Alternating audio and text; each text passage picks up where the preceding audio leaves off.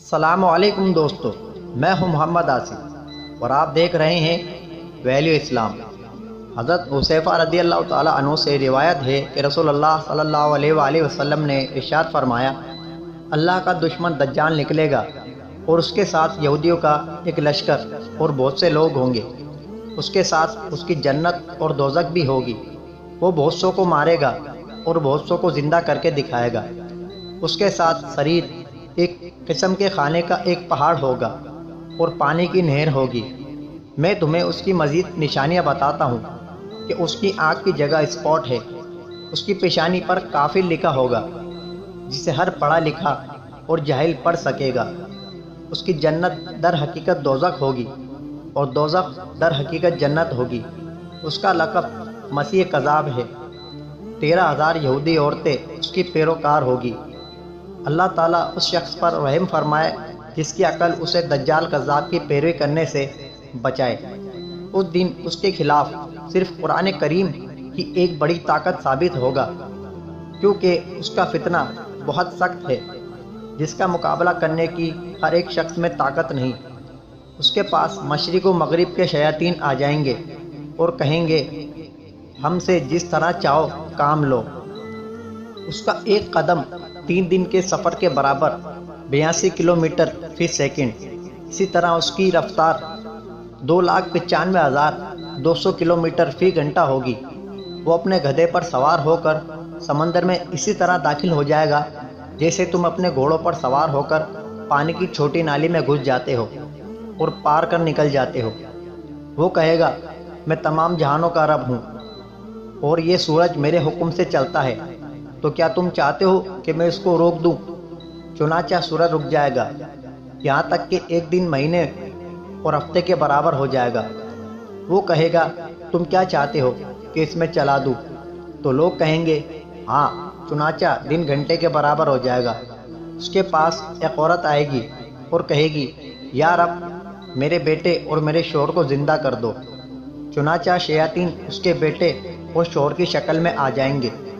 وہ عورت شیطان کے گلے لگے گی اور شیطان سے نکاح زنا کرے گی۔ لوگوں کے گھر شیاطین سے بھرے ہوں گے۔ اسی دجال کے پاس دیہاتی لوگ آئیں گے اور کہیں گے، اے رب، ہمارے لیے اونٹوں اور بکریوں کو زندہ کر دے۔ چنانچہ دجال شیاطین کو ان کے اونٹوں اور بکریوں کی شکل میں دیہاتیوں کو دے دے گا۔ یہ جانور ٹھیک اسی عمر اور صحت میں ہوں گے جیسے وہ ان سے مر کر الگ ہوئے تھے۔ اس پر وہ گاؤں والے کہیں گے، اگر یہ ہمارا رب نہ ہوتا تو ہمارے مرے ہوئے اونٹ اور بکریوں کو ہرگز زندہ نہیں کر پاتا۔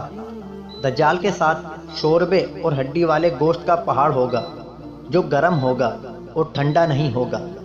جاری نہر ہوگی اور ایک پہاڑ باغات، پھل اور سبزی کا ہوگا۔ ایک پہاڑ آگ، دھوئیں کا ہوگا۔ وہ کہے گا، یہ میری جنت ہے، یہ میری جہنم ہے، یہ میرا کھانا ہے اور یہ پینے کی چیزیں ہیں۔ حضرت عیسیٰ علیہ السلام لوگوں کو ڈرا رہے ہوں گے کہ یہ جھوٹا مسیح دجال ہے، اللہ اس پر لعنت کرے، اس سے بچو۔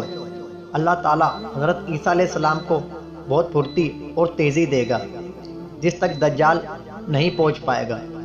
تو جب دجال کہے گا، میں سارے جہانوں کا رب ہوں، تو لوگ اس کو کہیں گے، تو جھوٹا ہے۔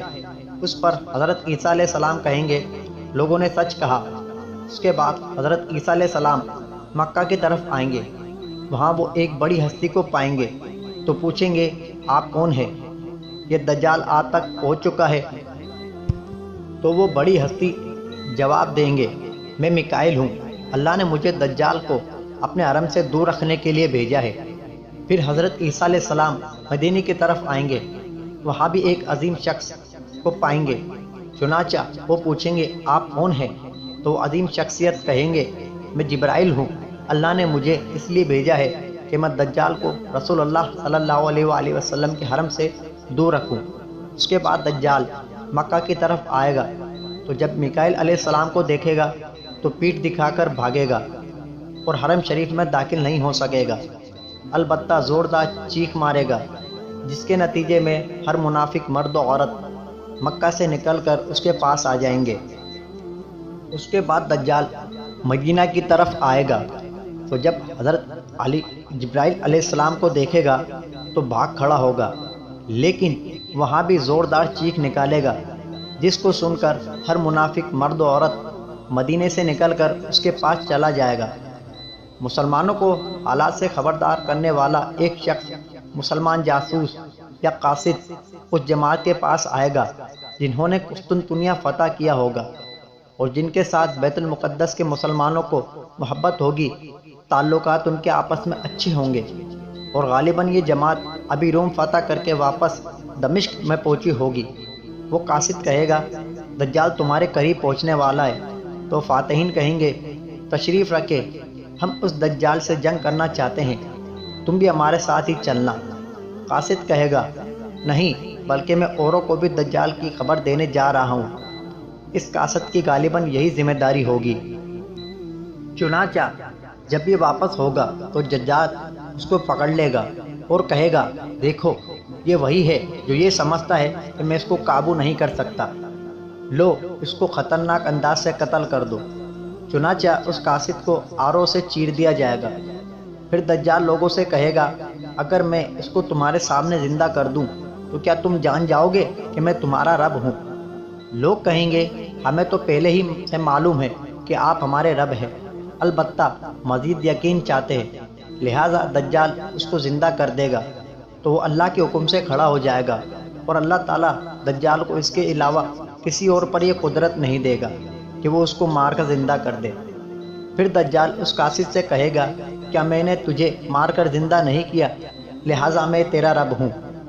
اس پر قاصد کہے گا، اب تو مجھے اور زیادہ یقین ہو گیا کہ میں ہی وہ شخص ہوں جس کو نبی کریم صلی اللہ علیہ وآلہ وسلم نے بشارت دی تھی کہ تو مجھے قتل کرے گا، پھر اللہ کے حکم سے زندہ کرے گا۔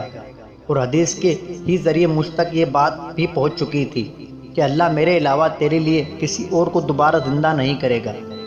پھر اس ڈرانے والے قاصد کی کھال پر تانبے کی چادر چڑھا دی جائے گی، جس کی وجہ سے دجال کا کوئی ہتھیار اس پر اثر نہیں کرے گا، نہ تو تلوار کا وار، نہ چھری اور نہ ہی پتھر، کوئی چیز اس کو نقصان نہیں پہنچا سکے گی۔ چنانچہ دجال کہے گا، اس کو میری جہنم میں ڈال دو۔